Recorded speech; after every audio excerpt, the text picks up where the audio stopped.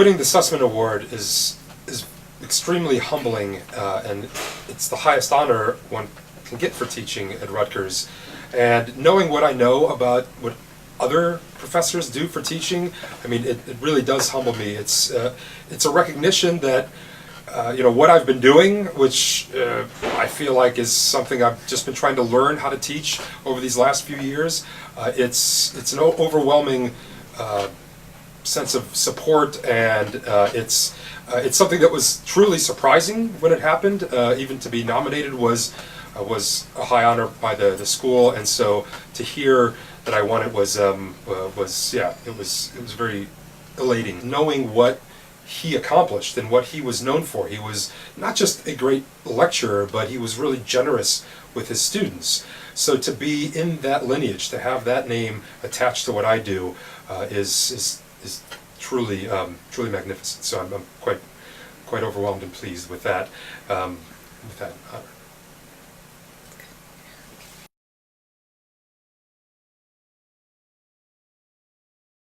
Well, I have a lot of classes that I like to teach, but the one I teach most frequently is probably the one I am most attached to and the one I'm closest with, and that's the Consumer Media Culture course, which I developed about 5 years ago, and I teach it every semester. It has anywhere from 150 to 350 students in it every semester. It's a large lecture class, and it's hard for me to imagine not teaching that class. I mean, I go in and I try to make a large auditorium a kind of somewhat personal space too. I engage with the students.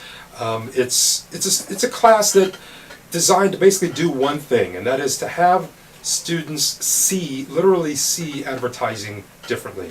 And if I can just accomplish that one goal, then I've achieved, my task and my mission. And I think, the students seem to like it. I love teaching it. It's relevant in terms of what students encounter in everyday life. It's their environment, so it seems to work well.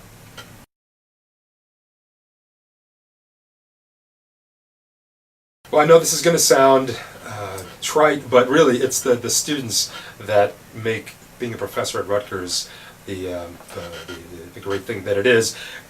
I mean, to have such a large and diverse body, culturally diverse backgrounds, to me, it just means that anything is possible in the classroom. I mean, I've taught this class for 10 semesters now, and each one has a kind of unique signature, and that's because of the students, because there are always surprises.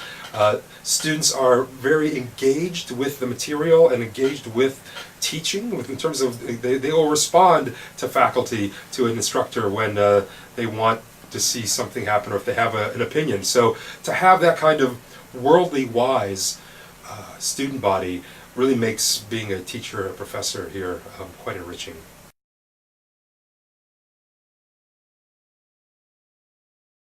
My advice to graduating seniors is, well, I know it's going to be, it seems like a tough road ahead. There are lots of uncertainties after graduation, and it's going to be filled with some challenges. Even people who have jobs waiting for them, there's going to be that challenge of transitioning to a new phase of adulthood. For those who don't have a job waiting for them, it's going to be the challenge of learning to find one's path. I mean, I would say that, remember that Rutgers has really given you a set of tools and resources and relationships that are going to serve you throughout your life. You might not always know what those tools are. You might find a new box of tools that you didn't know you were given when you were here. But rely on that. I would say also listen, right? Listen to your own voice. Listen to your intuition. Sometimes we don't encourage people to be in touch with their intuition, but listen to your intuition and listen to the world. It gives you signals and signs about things that you might not have been expecting. So to keep your ears open as well.